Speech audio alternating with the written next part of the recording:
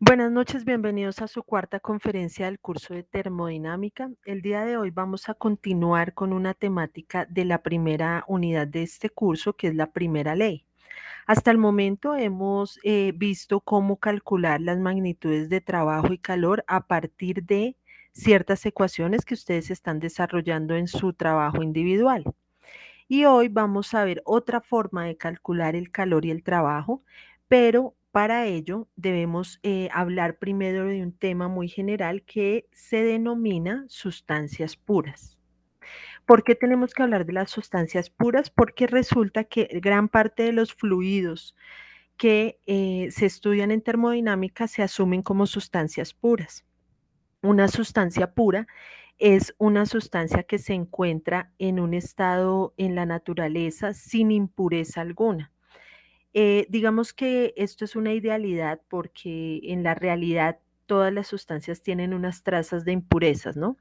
Sin embargo, podemos asumir que hay algunas sustancias que si son ellas solitas no tienen ninguna impureza. Entre las sustancias puras, y no se vayan a confundir con elementos de la tabla periódica, no, las sustancias pueden ser compuestos como el agua, el dióxido de carbono, el amoníaco, algunos refrigerantes, ¿bien?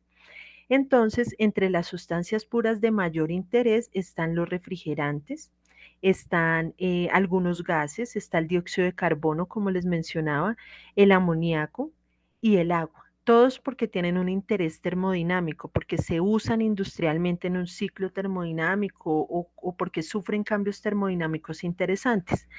En esta ocasión vamos a trabajar la sustancia pura agua, porque es uno de los fluidos más llamativos y más abundantes. El agua está en nuestro planeta en mayor proporción que la Tierra. ¿M? El agua hace parte de nuestro cuerpo, nosotros somos más agua que cualquier cosa, los animales también, las plantas. El agua nos da vida y hace que exista la vida en la Tierra. El agua es abundante por ahora, ¿m? Aunque como no la hemos sabido administrar ni respetar, en algún momento el agua se agotará y no la podremos ya usar más, pero bueno, eso no nos va a tocar a nosotros, les va a tocar a nuestras generaciones futuras y es lo que les entregaremos a ellos. Entonces, el agua, al ser abundante, es un fluido que es económico, ¿cierto? Nosotros lo podemos usar y reusar y reutilizar en ciclos o en las plantas industriales y obtener de ella bastantes beneficios, que es lo que vamos a ver hoy. Para ver el comportamiento de una sustancia como el agua, que es un comportamiento modelo de otros fluidos, ¿m? Entonces veamos, recordemos en qué estado se encuentran las sustancias en la naturaleza y tengamos en mente el agua. El agua puede estar de forma sólida y es cuando la tenemos de forma sólida, relacionémosla con el hielo, ¿sí? El hielo es agua, pero está en estado sólido. Hay gente o hay estudiantes o hay personas que piensan que cuando les hablan de líquido, de sólido o de gas, ya deja de ser agua. No, son las mismas moléculas de agua, pero configuradas físicamente respecto a un estado. El estado sólido se caracteriza porque tiene las moléculas de agua organizaditas. ¿M? Ellas están más o menos quietitas, aunque tienen una energía vibracional. Ellas están cómodas en su lugar y están organizadas y no tienen la menor intención de irse para ningún lado. Ese es el estado sólido. Las moléculas en el estado sólido forman redes cristalinas. Para el agua, para otros compuestos, pues las redes cristalinas dependerán de sus propias características. Pero sepamos que son moléculas con una energía no tan alta y por eso están ahí quietas. Imaginemos que le damos energía. Ya hemos visto que para darle energía a un sistema lo podemos hacer a través del calor o a través del trabajo. Imaginemos que de alguna forma hacemos que estas moléculas sólidas ganen energía, entonces ellas se vuelven un poco más móviles, ¿m? No tan caóticas, pero sí se mueven más, chocan entre ellas, tienen más energía y la quieren gastar. Bien, ese es el estado líquido. Y si seguimos brindándole energía a ese sistema, llegamos a un estado de más energía, más movimiento, aleatoriedad, choques y caos. Ese es el estado gaseoso. Las moléculas tienen tanta energía que enloquecen un poco, no quieren estar quietas, quieren ocupar todo el volumen, quieren salir corriendo y es un estado de altísima energía. Bien. Y existe actualmente el estudio de un nuevo estado que es el plasma. Pues no es ni tan nuevo, pero muchos no lo conocíamos, ¿verdad? El plasma tiene características entre líquido y gas. Y es un nuevo estado que ya veremos en adelante, pues podremos investigar más sobre él para saber qué beneficios termodinámicos podemos obtener. Si nosotros hacemos un análisis de la energía interna de los estados del agua, en este caso, podríamos ver que la energía interna del sólido es menor, es un poco mayor en el líquido y es mayor en el gas. La entalpía, si recuerdan esa propiedad que habíamos estudiado en la conferencia anterior, también aumenta. La entalpía de en un estado sólido es más baja y es mucho más alta en el estado gaseoso. Y en el estado líquido voy a tener entalpías intermedias. Bien. En la naturaleza, no todas las sustancias puras o compuestos se encuentran en todos los estados. En la naturaleza sí podemos ver el agua en forma de hielo, podemos ver el agua líquida y podemos ver el agua en estado gaseoso, ¿cierto? Pero, por ejemplo, el dióxido de carbono, no. Usted lo ve en estado sólido, se llama hielo seco, o lo ve ya gaseoso, porque en las condiciones de temperatura y presión que tenemos en la Tierra, él sí pasa a un estado líquido porque él no puede pasar de sólido a gas tan, digamos, tan inmediatamente. Él sí tiene una transición en el estado líquido, pero es tan rápida que no la notamos. Entonces no encontramos dióxido de carbono en condiciones naturales, ¿no? Porque si modificamos temperatura o presión podría llegar a tenerse. Entonces no todas las sustancias se encuentran en todos los estados visiblemente en nuestro planeta. Hay que tener en cuenta eso. Eh, Resulta que el agua, por su bondad, por su economía y demás, es uno de los fluidos que más utilizamos en termodinámica para generar ciclos termodinámicos, que son los que vamos a empezar a estudiar desde esta unidad. Ese comportamiento que les acabé de mostrar del agua se puede ver en un diagrama. Hay diferentes diagramas que son diagramas de fases. Hay un diagrama de fases para el agua que contempla sólido, líquido y gas. Sin embargo, yo traigo en este momento uno que es un poco más específico porque lo necesitamos estudiar con mayor detalle. Este es un diagrama, si se fijan en el eje Y tiene presión y en el eje X tiene volumen. Bien, es un diagrama que nos va a mostrar el comportamiento del agua cuando está en fase líquida y en gas. Bien, entonces, pues primero analicemos lo que este es un ejemplo de los diagramas que ustedes pueden encontrar. Si aprenden ustedes un poco a interpretar este diagrama, les va a quedar mucho más sencillo interpretar otros diagramas. Veamos primero que este diagrama está constituido por un domo, se llama. Es esta curvita, bien, la rosadita, una curvita. A la izquierda del domo tenemos una región que se llama región de líquido comprimido. ¿Qué tenemos allí? Allí tenemos unas moléculas de agua que están en estado líquido y están muy cómodas en su estado líquido y no tienen la menor intención de convertirse en vapor y ni en sólido. Quieren estar en estado líquido, son unas condiciones termodinámicas muy cómodas. Para interpretar este diagrama vamos a hacer ustedes y yo un viaje desde la región de líquido comprimido sobre una línea horizontal hasta el otro lado del domo, ¿listo? Entonces, si estamos en la región de líquido comprimido, empecemos a avanzar hacia la derecha. Seguimos teniendo líquido, líquido, líquido, pero llega un momento en que nos acercamos mucho al domo, a esa línea rosada fuerte, ¿sí? Cuando nos acercamos ahí, resulta que ese líquido que estaba muy cómodo siendo líquido, se le modificaron las condiciones y aquí justo antes de tocar el domo, ya hay unas moléculas que quieren evaporarse, ¿no? Quieren pasar a la fase gaseosa.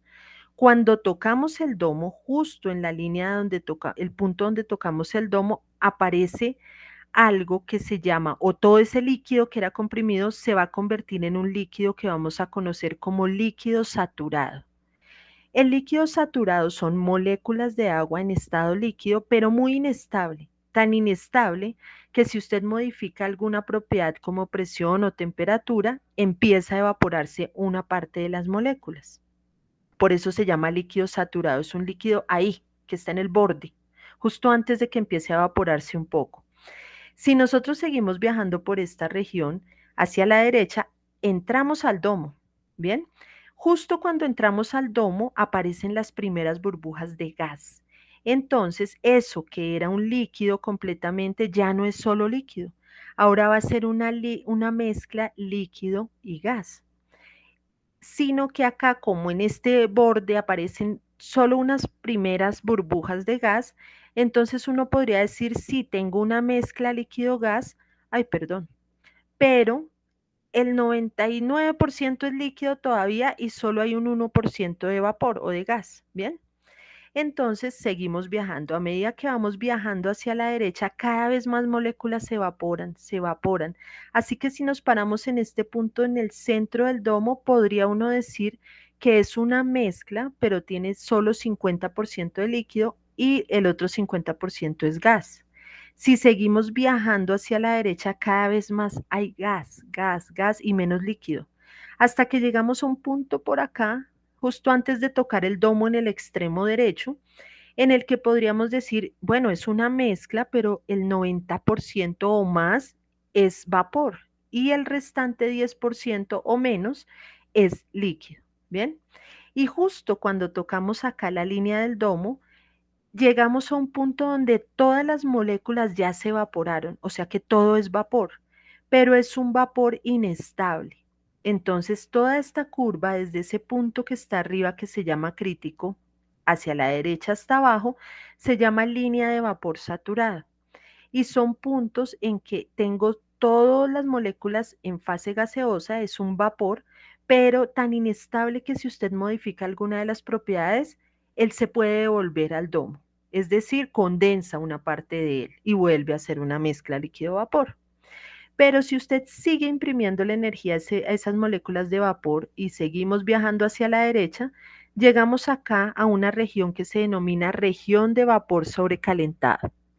Y en esta región lo que tenemos son todas las moléculas en fase gaseosa con una altísima energía, entonces esas moléculas están tan cómodas siendo vapor que no tienen la menor intención de devolverse a la región en donde se encontraban en forma de mezcla. Ellas están aquí muy cómodas. Es un vapor con alta energía interna, altísima temperatura y alta entalpía.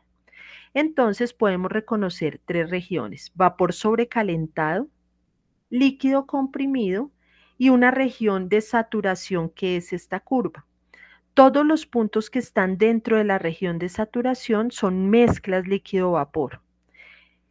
Y para caracterizar estos puntos dentro, pues yo necesito saber algo más sobre las mezclas, porque aquí yo sé que son líquidos, todo es líquido, aquí todo es vapor, pero acá yo necesito saber qué tanto es vapor y qué tanto es líquido de esa mezcla. Entonces nace otra propiedad termodinámica que se denomina calidad. La calidad se denota con X. X va a ser la calidad y se calcula de la siguiente forma. Será solo para mezclas, ¿no? Masa de vapor presente en esa mezcla sobre la masa total de la mezcla. La masa total va a ser pues la masa de vapor más la masa de líquido porque no hay nadie más en la mezcla. Entonces, cada vez que usted hable de una mezcla líquido-vapor, tiene que, además de conocer la presión, la temperatura y demás, saber la calidad, porque esa calidad le va a permitir saber qué tipo de mezcla es. La calidad tiene valores entre 0 y 1, no más de 1, no menos de 0. Por ejemplo, una mezcla de calidad igual a 0,83 me dice que 83% de esa mezcla es vapor y el 17% restante es líquido. Bueno, una calidad de 99% de 0,99 me dice que el 99% de esa mezcla es vapor y el 1% restante es líquido. Entonces, esta propiedad me ayuda a conocer los puntos adentro del domo, que es la región de saturación. Resulta que dependiendo en dónde esté, en este caso el agua ubicada, mi fluido, pues yo sé qué puedo hacer con él. Si es un vapor sobrecalentado, me sirve para obtener calor, por ejemplo. Si es un líquido comprimido, lo puedo alimentar a un equipo en el que yo pueda obtener trabajo o algo así, ¿bien? Entonces, es muy importante para el ingeniero conocer en qué región está su fluido de trabajo. Y además es importante para el ingeniero que conozca las propiedades como entalpía, energía interna, de esas fluidos o del agua, por ejemplo, en este caso. Y para conocerlos, pues necesitamos primero saber en qué región está y obtener los datos de las propiedades termodinámicas. Y para ello se han creado tablas termodinámicas. Entonces hay una tabla para el agua que se llama la tabla de líquido comprimido, donde usted encuentra todas las propiedades para el agua en líquido comprimido. Hay otra tabla diferente que es para el vapor sobrecalentado y hay otra tabla que se llama tabla de saturación donde usted encuentra todos estos puntitos que hacen parte de esta curva. No los que están al interior, no, sino todos los puntos de este domo, todos los puntos que generan esta curva. Y para la región interna no hay una tabla que le dé todas las propiedades termodinámicas, pero usted sí puede calcular las propiedades al interior si sabe la calidad de esa mezcla. Y si sabe unos datitos adicionales que puede obtener con las curvitas, con la tabla que le da los puntos de la curva. Eso lo vamos a ver más adelante. Bueno, entonces alguien ya nos hizo ese trabajo y nos hizo las tablitas termodinámicas. ¿Encuentran ustedes tablas termodinámicas para todos? No, ya quisiéramos tener tablas termodinámicas para todos los fluidos de interés industrial, pero no. Las clásicas son las que mencioné al inicio, los fluidos o sustancias que mencioné al inicio, y pues si son fluidos mucho más particulares, podrían encontrarlos en algunos estudios científicos, en artículos, pero no son tan públicos, ¿bien? Lo típico es encontrar la del agua, lo de los refrigerantes y el dióxido de carbono. Bueno, les voy a presentar entonces las tablas termodinámicas. Primero quiero invitarlos a que revisen el OVA 1, que está en el entorno de aprendizaje, justo al lado de las referencias bibliográficas, dice OVA 1, lectura de tablas termodinámicas. Ahí está con detalle lo que voy a presentar a continuación, por eso a continuación lo pasaré un poco rápido porque allá está el OVA hecho para eso. Y tiene una actividad evaluativa al final, pues no suma puntos, pero chévere que la hagan y se prueben ustedes mismos. Bueno, vamos a iniciar. Les dije, tenemos tres tablas: líquido comprimido, vapor sobrecalentado y las de saturación, las del domo. Vamos a ver las del domo.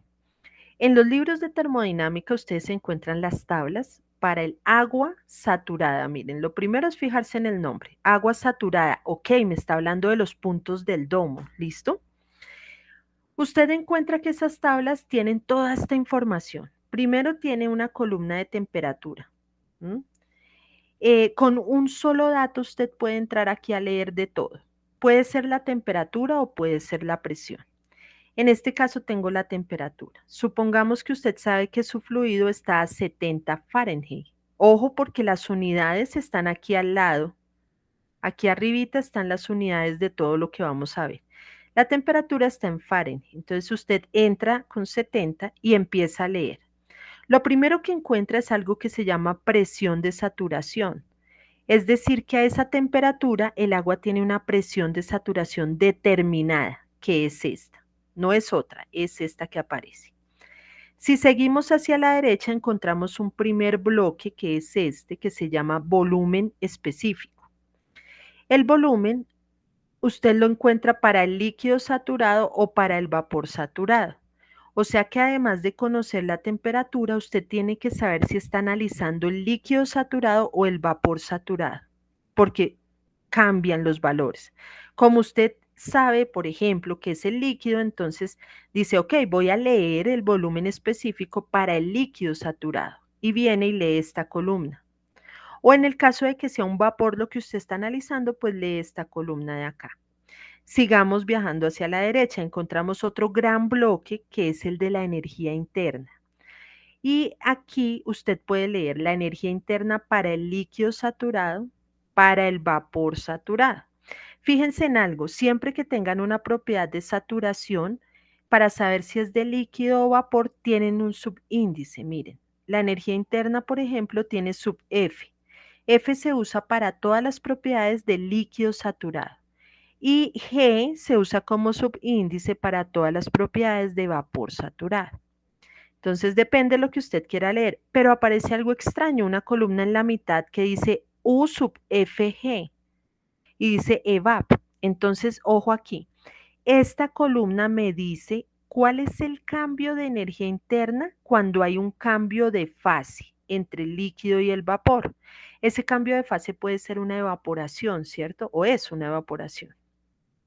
Entonces, los cambios de fase son muy particulares y tienen un cambio de energía interna determinado. Y si usted lo quiere saber, para el agua a 70 Fahrenheit, puede afirmar que el cambio de fase de evaporación del agua tiene un cambio de energía interna igual a este valor que estoy mostrando acá.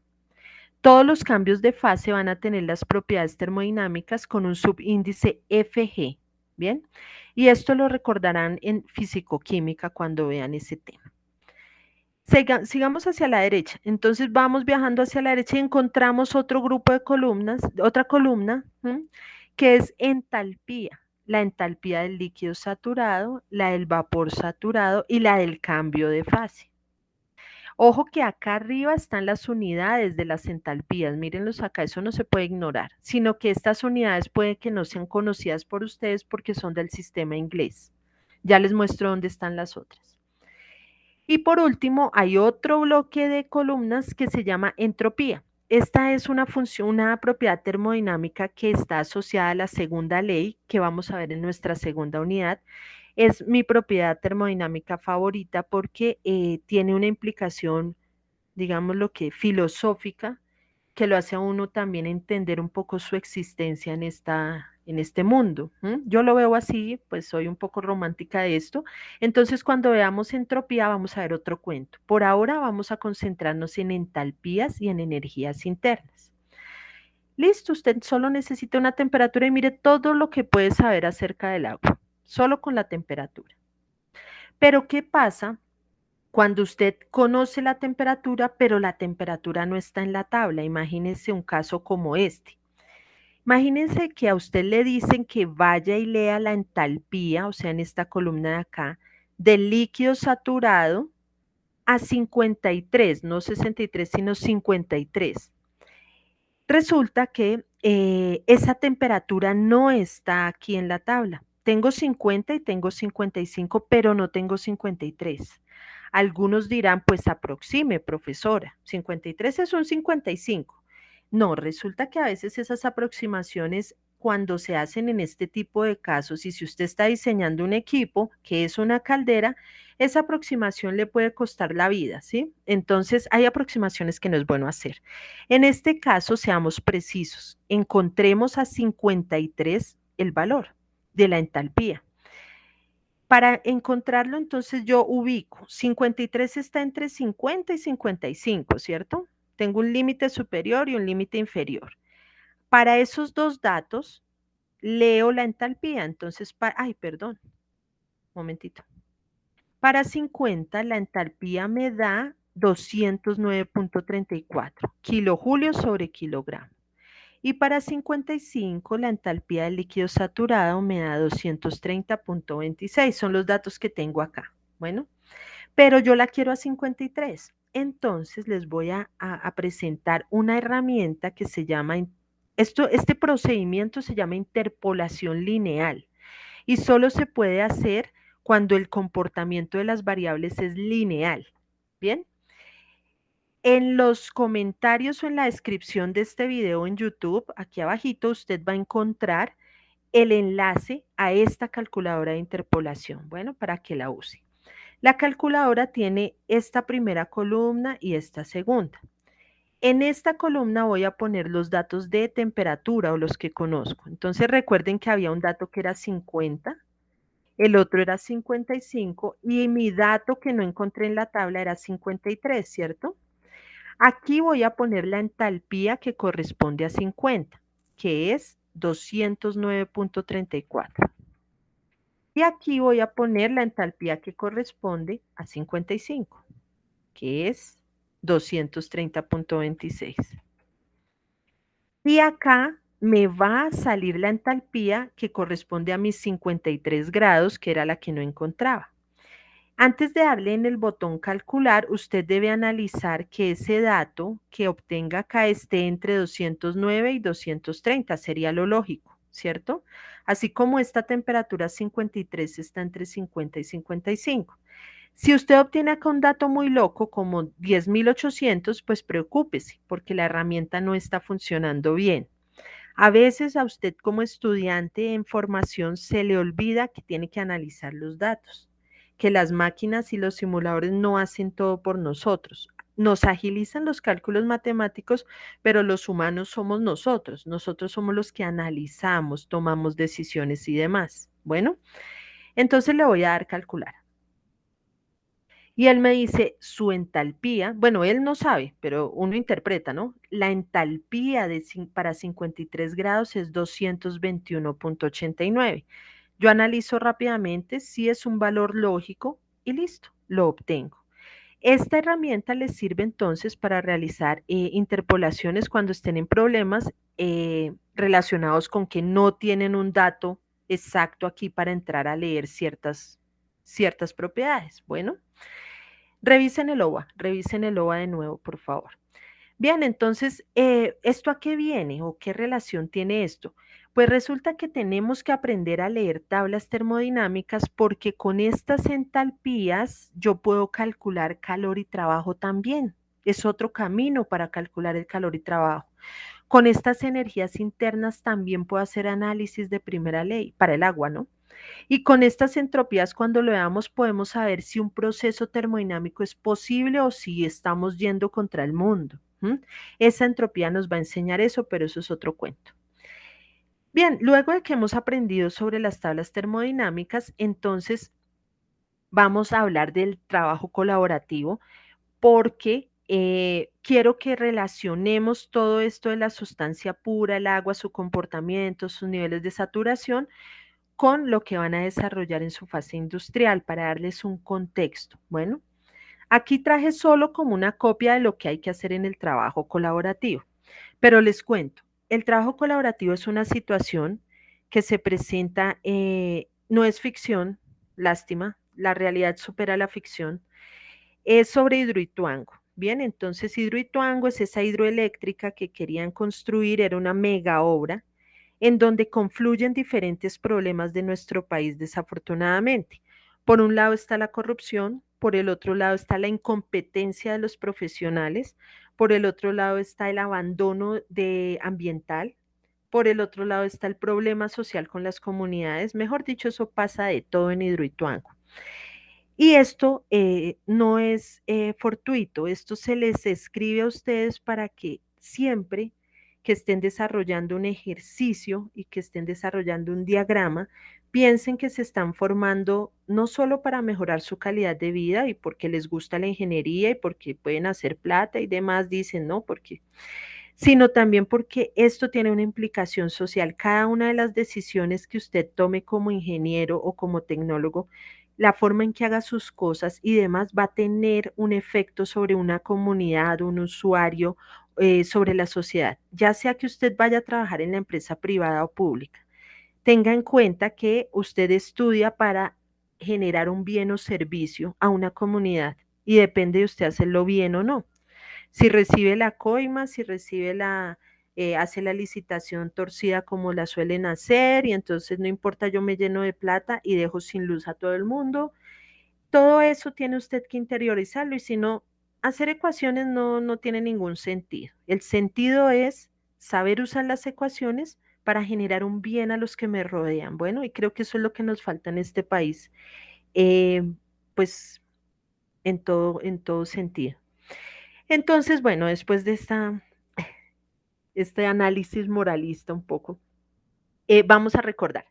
Les cuentan eso de Hidroituango y resulta que hay un grupo que dice, bueno, pues no, mientras se hace esa mega hora, se soluciona todo ese lío, la comunidad contrata unos ingenieros y ese grupo de ingenieros dice, podemos hacer un ciclo termodinámico para obtener la electricidad que, pues no la gran cantidad de electricidad que vamos a obtener con Hidroituango, pero podemos paliar un poco ese daño. Entonces en eso se la pasan ellos. Ellos quieren hacer un ciclo en el que el agua, que es nuestro fluido, en este caso de estudio, el agua va a atravesar por 4 equipos dando un ciclo. Vuelve al mismo punto, vuelve y atraviesa 4 equipos, vuelve al mismo punto y así se la pasa en esas. Y uno diría, bueno, ¿y qué sentido tiene que yo haga pasar el agua todo el tiempo, hacer un ciclo ahí? ¿Qué gano yo? Resulta que los ciclos termodinámicos lo que hacen es tomar ese fluido y pasarlo a través de cada equipo, porque en cada equipo ese fluido sufre una transformación.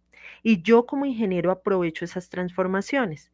En el estudio que estamos haciendo en esta situación, lo que vamos a tener es que vamos a obtener trabajo de uno de los equipos y ese trabajo se convierte en electricidad que llega a los hogares de la comunidad. ¿Bien?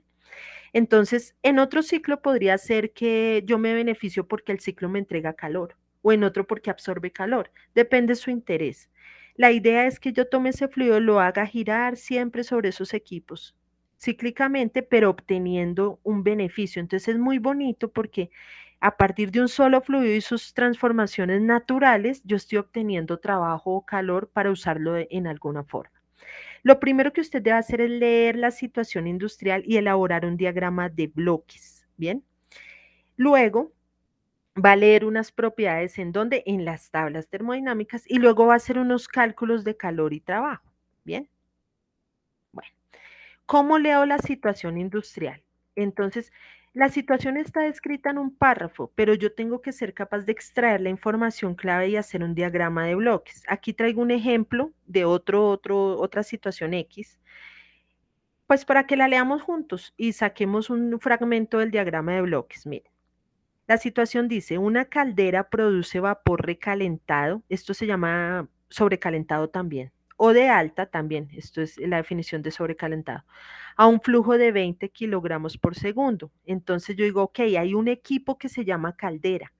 Hago un rectángulo, ¿sí ven? Y pongo caldera. No hago un monachito, ni un corazoncito, ni el dibujito de una caldera. Hago un bloque, por eso se llama diagrama de bloques. Rectangular y le pongo caldera. Solo caldera. En la simpleza de las cosas está la belleza. No tengo que poner adentro del bloque caldera que produce vapor recalentado. No, no, no, solo caldera y listo. Y me dicen que produce vapor. Ah, o sea que de la caldera sale un vapor recalentado. ¿Ven? Esto se llama el fluido, el estado del fluido, pero no va dentro del bloque, el bloque solo es el equipo.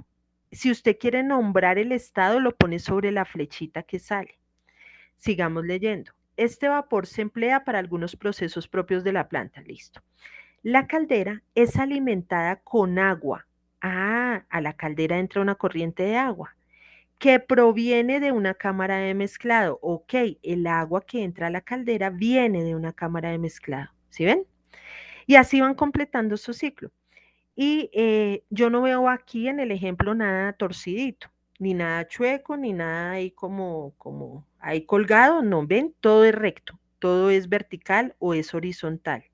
Aprenda desde estos cursos a hacer sus diagramas bien puliditos, porque no nos vemos la cara ustedes y nosotros. Nosotros nos conocemos por la calidad de lo que hacemos y cómo nos comunicamos. Esa es la virtualidad. Entonces dice mucho de usted la forma en que presenta sus trabajos. Dice mucho de mí la forma en que hablo. ¿M? Entonces, por ejemplo, yo a veces soy muy coloquial, tengo que dejar de ser tan coloquial y ser más formal, pero pues es complicado para mí. Pero en la parte escrita, en la parte gráfica, usted va a entregar muchos informes y a usted lo van a reconocer por los informes que usted elabora. Bueno, listo, salimos del diagrama, lo tenemos bien bonito. Ah, bueno, resulta que hay unos equipos que reciben calor, otros que arrojan calor al alrededor, otros reciben trabajo, otros arrojan trabajo alrededor. Usted lo puede poner en su diagramita. Si lo tiene claro, usted puede poner, por ejemplo, una flechita de entrada diciendo esto es un calor de entrada que hay en la caldera. ¿Bien? Bueno, después de que hemos hecho eso, ¿verdad? Aquí les traigo un ejemplo. Solo era para mostrarles que todo queda más o menos recto, ¿sí? Recto. Y que los bloques solo llevan nombres de equipos, nada más. No llevan nombres de fluidos, nada, nada. Los nombres de los fluidos están afuera, en las flechas, porque el fluido está denotándose con flechas. Bien, listo. Ah, debe nombrar sus corrientes, pero ya le ayudamos a nombrarlas.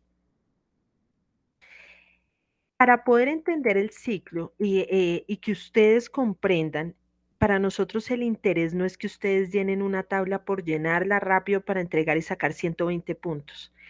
Ese no debería ser el interés cuando usted estudia algo que le gusta, ¿cierto? Porque pues eso no tiene sentido ahí llenar, entregar, sacar puntaje, pasar, graduarme, sino darle sentido a todo lo que está estudiando, comprenderlo, ¿bien? Y disfrutarlo sobre todo. Entonces, para que le demos sentido, les recuerdo, ustedes tienen 4 equipos, una caldera, un condensador, una turbina y una bomba. Y vamos a ver qué hace cada equipo, porque si no sabemos qué hace cada equipo, pues no tenemos ni idea cómo analizar esto, no lo vamos a entender. Entonces, primer equipo, el condensador. El condensador industrialmente se parece a este que aparece en pantalla. Puede ser de diferentes tamaños. Él tiene una misión y su nombre lo indica, condensar. Entonces el condensador recibe, al condensador entra, en este caso agua, ¿no? Vamos a hablar del agua. Aunque cualquier fluido que esté en estado gaseoso o que sea una mezcla líquido-gas. Y el condensador lo que hace es que toma ese fluido, le retira energía para que él condense. Cuando un gas pierde energía, pues se va al estado líquido, condensa, porque no tiene energía suficiente para mantenerse como gas. Entonces a todo condensador entra una mezcla líquido-gas o un gas completo, condensa, es decir, se convierte en líquido y sale en forma de líquido. ¿Listo? Los condensadores suelen tener cambios de presión, pero son mínimos y para este ejercicio vamos a ignorarlos. Vamos a decir que la presión del fluido a la entrada es igual a la presión de ese fluido a la salida. Él no modificó su presión. ¿Listo? Y esto nos sirve para asumir ciertos datos en la tabla que vamos a ver a continuación. En el condensador, como retiramos energía al fluido, hay una salida de calor hacia los alrededores, porque ese calor que le retiramos al gas para que condense tiene que irse para algún lado, ¿cierto? Entonces ahí hay una salida. El condensador, además, ay, me adelanté. El condensador, además, funciona a temperatura constante. Y ustedes me dirán, profe, pero hay una salida de calor y cómo la temperatura se mantiene constante, o sea, cómo la temperatura de entrada es igual a la de salida. Resulta que todos los cambios de fase de las sustancias son isotérmicos. Comprendan esto desde este momento, isotérmicos. Cuando una sustancia está concentrada en cambiar de fase, no está concentrada en cambiar su temperatura, sino solo en cambiar de fase. Por tanto, la temperatura permanece constante. Ojalá recuerden esto en su curso de fisicoquímica. Bien, y ese es el condensador. Tenemos, ¿quién es el protagonista en el condensador? El calor. Tenemos otros 2 equipos, la turbina y la bomba, y ellas tienen como protagonista al trabajo. Bien, la bomba recibe trabajo del exterior, ¿sí? Debe haber una entrada de trabajo en la bomba. Esa entrada en la realidad es la conexión que yo hago a la toma corriente, ¿sí? Cuando yo conecto mi bomba, le estoy dando trabajo eléctrico que luego la bomba convierte en trabajo mecánico, pero ya no funciona si usted no la prende, ¿bien? La bomba, ¿qué hace? La bomba recibe un líquido y recibe un líquido cansado, agotado, como que ya está tirando la toalla y no quiere seguir avanzando por una tubería o no quiere subir por una distancia vertical. Entonces la bomba dice, lo recibe, lo impulsa, porque como la bomba recibe trabajo eléctrico, ¿cierto? Ella le pasa ese trabajo al fluido, le entrega trabajo impulsando al fluido, de tal forma que el líquido o el fluido que sale de ella es un fluido que ha recibido energía y ya tiene más ánimo y ya tiene más energía para continuar su trayecto. Bien, esa es la función de una bomba, impulsar un líquido. Las bombas funcionan, estas bombas funcionan recibiendo y entregando líquidos, ya sean muy claros o muy espesos, pero son para líquidos. La bomba no funciona con un sólido, tampoco con un gas. La bomba funciona con líquidos y eso hay que tenerlo muy claro, ¿bien? Generalmente, cuando el líquido sale de la bomba, sale con energía fuerte, ¿m? Y podría salir en forma de líquido comprimido. Bien, recibió tanta energía que está en esa región de allá del diagrama del líquido comprimido. Y tenemos la turbina. La turbina hace lo contrario de la bomba. Viene y recibe un fluido que tiene alta energía, ¿sí? Y la turbina lo que hace es quitarle energía a ese fluido, porque la necesito para algo. Entonces la turbina le quita energía a ese fluido y lo convierte en un trabajo de salida. Ay, otra vez me adelanté. Y lo convierte en un trabajo de salida. Siempre en la turbina hay un trabajo de salida. Y en este ciclo que estamos estudiando, este trabajo de salida es casi que el objetivo final, obtener este trabajo, porque este trabajo termodinámico se convierte en electricidad de alguna forma para llegar a los hogares de esas comunidades. ¿Bien? Entonces, la turbina lo que hace es recibir un fluido muy energético, quitarle energía y arrojar un fluido no tan energético porque perdió energía. El protagonista en estos dos equipos es el trabajo. Veamos el cuarto equipo, la caldera. La caldera está en todas las plantas porque ella tiene una misión supremamente especial. La caldera recibe agua, ¿m? En uno de sus compartimientos. Esto está lleno de tubitos por dentro, después en otro curso verán, pero en realidad esto tiene muchos tubos. El agua que ingresa entra por dentro de los tubos. Por fuera de los tubos hay un combustible que hace combustión. Hay diferentes tipos de combustibles, desde el carbón en adelante, materiales combustibles. Ese combustible no tiene contacto con el agua, pero hace combustión generando calor que le transfiere al agua que va por los tubitos. El agua recibe ese calor y se convierte en vapor sobrecalentado, porque ya estaba en forma líquida. Y el vapor sobrecalentado sale de la turbina y se va por toda la planta, ya sea para procesos de higienización, para calentamientos de fluidos en otros equipos, para impulsar otros equipos, motores. Bueno, se puede usar en un sinfín de cosas el vapor y es barato. Entonces siempre va a tener usted una caldera.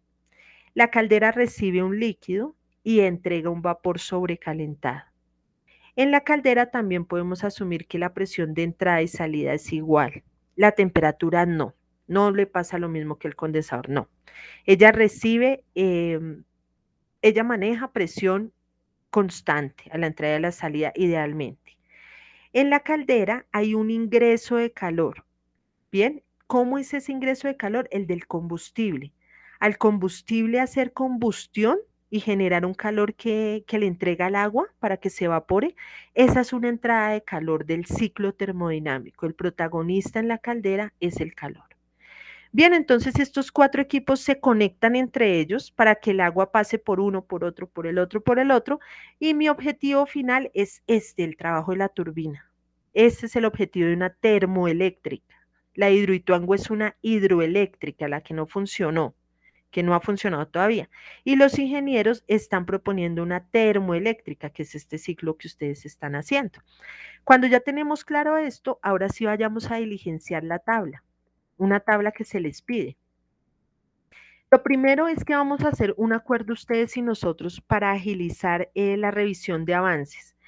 Vamos a numerar las corrientes de la misma forma todos. ¿Por qué? Porque si lo dejamos muy libre nos volvemos un 8, porque entonces nos enredamos. Ay, la 13 de este grupo es la 2 del grupo X y el tutor de allá tiene la 1 en el otro lado y entonces no, eso va a ser un caos. Entonces no queremos que esto sea una dictadura, pero sí les sugerimos que por favor usen estos números para las corrientes. A la entrada de la bomba vamos a ponerle corriente 1, a la entrada de la caldera corriente 2, a la entrada de la turbina la 3 y a la entrada del condensador la 4. Ojo aquí, cuando ustedes hagan su diagrama lo notarán, la entrada de la bomba es la misma salida del condensador, ¿sí? Entonces tengan esa flexibilidad mental. La entrada de la turbina es la misma salida de la caldera. Bueno, entonces analicen eso. En esta primera columna vamos a escribir el estado del agua. Entonces, en la entrada de la bomba, en la corriente 1, el agua ¿cómo está? Es un vapor sobrecalentado, es un líquido saturado, es un vapor saturado, es un líquido comprimido o es una mezcla líquido-vapor. Eso todo está en el enunciado allá en el anexo. Bueno, entonces usted tiene que extraer esa información. Para el diligenciamiento de la presión, El tutor amablemente le va a dar la presión 1 y 3, se las está dando en el foro, se las está escribiendo, usted las interpreta y las pone aquí, ¿bien? Pues que le coincida, ¿no? Y las presiones 2 y 4 se asumen según consideraciones. ¿Se acuerdan que acabamos de hablar que en el condensador y en la caldera las presiones eran iguales a la entrada y a la salida? Ah, bueno, use eso como una herramienta para poder llenar la presión 2 y 4. Ahora la temperatura. La temperatura 1 la va a leer en las tablas de saturación para el estado correspondiente. Eso quiere decir que acá el estado de la corriente 1 va a ser un líquido saturado o un vapor saturado. Dependiendo de cuál de los dos sea, usted lo lee en las tablitas. ¿Se acuerda que había dos columnas, líquido y vapor? Pues usted lee la temperatura. Ah, bueno, no, la temperatura la lee así directamente en una sola columna. Lo que lee, dependiendo del estado, es la entalpía. La temperatura es única para esta presión. Se va a unas tablas, lee la presión, entra con la presión y lee la temperatura. Se me olvidó mostrarles las otras tablas, ya se las muestro. Bien, la temperatura 3 se la dio su tutor en el foro. La temperatura 4 se asume según consideraciones del funcionamiento del equipo, como acabamos de ver. La temperatura 2 se la vamos a regalar en esta oferta de esta noche, entonces no la tiene que calcular. Depende de su tutor. Si usted está con la tutora Elizabeth, va a trabajar esta temperatura en Celsius. Esto está en grados Celsius. Bien, no digan centígrados, grados Celsius. Es la formalidad de esa temperatura. Para el tutor Marco Mazón, esta, para el tutor Harvey, esta para mí, esta. Bueno, grados Celsius, ¿listo? Lo que ustedes comúnmente conocen como grados centígrados, pero no está bien dicho, son grados Celsius. Bien, y la entalpía 1 la va a leer en las tablas de saturación, con esta presión entra y lee, pues si es un vapor, lee la de vapor, si es un líquido, lee la de líquido. La entalpía 2, ojo, esta es la entrada de la caldera, pero coincide con la salida de la bomba. Entonces, ojo aquí, la entalpía del líquido que sale de la bomba es igual a la entalpía del líquido que entró a esa bomba, agotado, cansado, más el trabajo que la bomba le está dando, ¿sí? Entonces, al salir en el estado 2, el líquido pues venía con una entalpía inicial, pero sale con el impulso de la bomba, porque por eso le sumo el trabajo. Ya les explicamos cómo calcular el trabajo de la bomba, porque si no, no podría ser. La entalpía 3 se lee en las tablas de vapor sobrecalentado, ya les muestro esas tablas. Y la entalpía 4, bueno, aquí les avanzo, esto va a ser una mezcla líquido-vapor y habíamos dicho, yo no puedo conocer las propiedades de una mezcla líquido-vapor termodinámica si no conozco la calidad de esa mezcla, ¿cierto? Entonces también les vamos a dar los datos de calidad para cada tutor. Así que con estos datos nos queda pendiente calcular el trabajo de la bomba, 1, y 2, aprender a calcular la entalpía 4 a partir de una calidad, o sea, calcular la entalpía de una mezcla. Es lo que vamos a ver a continuación. Cálculo de trabajo y calor a partir de entalpías. Primero, de esas deudas de la diapositiva anterior, entonces, para calcular la entalpía de una mezcla húmeda es la mezcla líquido-vapor de la que hemos hablado todo este tiempo. Entonces, usted lo puede hacer, calcular la entalpía de una mezcla, si conoce la calidad. La calidad ya se las dimos en la tabla anterior y además debe conocer la entalpía del líquido saturado y la entalpía del cambio de fase. Entonces, para el estado 4, usted se va con la presión 4 a la tabla de saturación y lee HF y HFG. Y ya tiene la calidad que depende del tutor que usted tenga, aplica esta ecuación y obtiene la entalpía 4, que era la que nos faltaba, ¿cierto? También nos faltaba ver cómo calcular el trabajo de la bomba, pero este trabajo es un trabajo termodinámico de la bomba. Bien, ¿se acuerdan que les dije que en la bomba entraba trabajo, que porque usted lo conectaba eléctricamente? Bueno, este trabajo es otra forma de ver ese trabajo, ¿bien? O sea, esta ecuación es otra forma de ver el trabajo de la bomba. Usted lo puede calcular así. El trabajo de la bomba va a ser igual al volumen específico del estado 1, entonces con la presión del estado 1, porque a ver, les recuerdo, a la bomba entra la corriente 1 y sale la corriente 2, ¿bien? Entonces, con la presión del estado 1 que usted conoce, se va a las tablas de saturación y lee el volumen específico para el líquido saturado, porque las bombas trabajan líquido. Ese es este dato de B1 que aparece acá. Y lo multiplica por P2 menos P1, que son la presión de salida de la bomba menos la presión de entrada de la bomba, que usted lo conoce porque diligenció su tabla.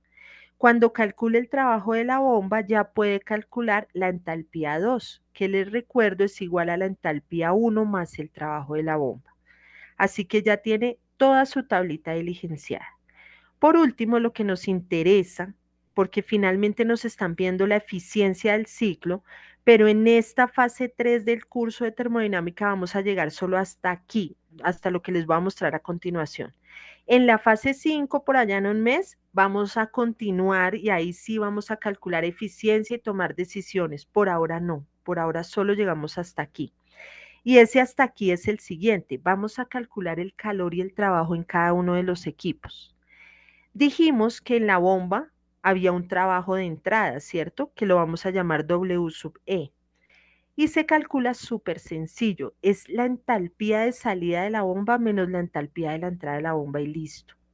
Pero este calor este trabajo es específico. Me refiero a que les va a dar en kilojulios sobre kilogramo. Bueno, esas son las unidades que van a obtener. El trabajo de salida en la turbina, igual, entalpía de salida menos entalpía de entrada. El calor en la caldera, entalpía de salida menos entalpía de entrada. El calor del condensador, entalpía de salida menos entalpía de entrada, listo. O sea que si usted diligenció muy bien su tabla de entalpías, esto es solo restarlo y calcularlo y todo ok. Bueno, espero que esto sea muy útil para el desarrollo de su trabajo colaborativo. Olvidé mostrarles unas tablas que pueden necesitar a lo largo de su trabajo. Vimos las tablas de saturación, pero quiero mostrarles aquí en el libro de Sengel, en el apéndice 1, depende del libro que usted esté usando la edición, en el apéndice 1 siempre va a encontrar las tablas. Usted baja aquí, entonces, bueno, primero hay unas, estas que ya la conocen de gas, bueno, otras tantas, y aquí abajito, acá un momentito, aquí en la tabla A4, va a encontrar la tabla de saturación del agua, donde lee las propiedades de saturación. Miren que acá está el volumen específico. ¿Se acuerdan que para el trabajo de la bomba necesitaban el volumen del líquido saturado? Pues es esta columna. Bueno, entran con temperatura. Pero estas tablas se repiten acá. Miren, estas son larguitas, empiezan con temperatura. Aquí hay una réplica de estas tablas, pero empieza con presión. Entonces, si yo conozco la presión, que es como el caso más común en esta situación, pues debería usar estas tablas que inician con presión y así puedo entrar con el valor conocido de presión y leer todas las propiedades que yo quiera. Bueno, entonces pueden usar esta. O la de arriba de temperatura, si conocen la temperatura. Estas son las de saturación, pero quiero mostrarles las de vapor sobrecalentado. Miren, cambian las tablas. Para el vapor sobrecalentado, yo necesito, ya no puedo entrar solo con un dato de temperatura o solo con la presión, necesito los dos. Si no tengo los dos, no puedo leer el vapor sobrecalentado. Entonces, lo primero que yo hago es decir, bueno, ¿cuál es mi presión? Supongamos que mi presión es 0.3 megapascales. Ojo que esto es megapascales, o sea, millón de pascales. Busco esa cajita, ustedes se dan cuenta que estos son cajas, ¿no? Y resulta que aquí encontré la de 0.3 megapascales, mírenla acá. Entonces, todos los datos los voy a leer dentro de esta caja. Bueno, ya seleccioné la caja de la presión, ahora me voy a esta columna de acá y busco la temperatura. Les dije que necesitaban la pareja. Entonces, supongamos que la temperatura es 250 Celsius. Miren las unidades acá arriba. Bueno, entonces me voy por el lado de 250 Celsius Y en la caja de 0,3 leo las propiedades.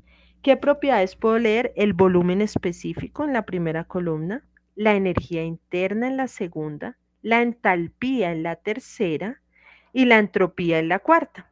Y de esta forma puedo leer el vapor sobrecalentado con esos dos datos. Primero la presión, ubico la caja, luego la temperatura.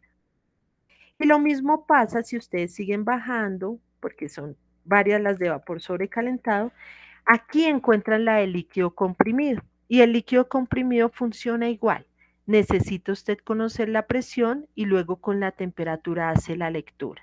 Bueno, miren algo curioso, no es curioso, algo lógico. En líquido comprimido tenemos valores de entalpía muy bajitos, miren, 93, 176, 300, mientras que en vapor sobrecalentado los datos de entalpía son mucho más altos. Tiene todo sentido porque habíamos dicho que la entalpía de un vapor es muy notable en cuanto a la de un líquido, comparada con la de un líquido. Bueno, entonces, para cerrar este video que he grabado 4 veces por alguna razón, no sé qué ha pasado, espero este sea el final. Vamos a mencionar una tarea por 6 puntos. Investigue cómo ese trabajo que genera la turbina finalmente se convierte en la electricidad que llega a nuestros hogares. ¿Cómo podría ser? ¿Qué pasa ahí? Y cuéntenos en medio parrafito. Este plazo yo lo había dado hace días, pero lo voy a ampliar. Usted tiene tiempo hasta 16 hasta el 16 de octubre a la medianoche para entregar esta tareita si quiere acogerse a 6 puntos adicionales. Bueno, entonces, si no es más, muchas gracias por su paciencia. Espero este material sea de utilidad para ustedes. Comprenda y dele sentido a todo lo que va a hacer en este trabajo colaborativo y nos vemos en los foros. Muchas gracias, que pasen una feliz noche o bueno, un feliz resto de día cuando vean esta conferencia. Hasta pronto.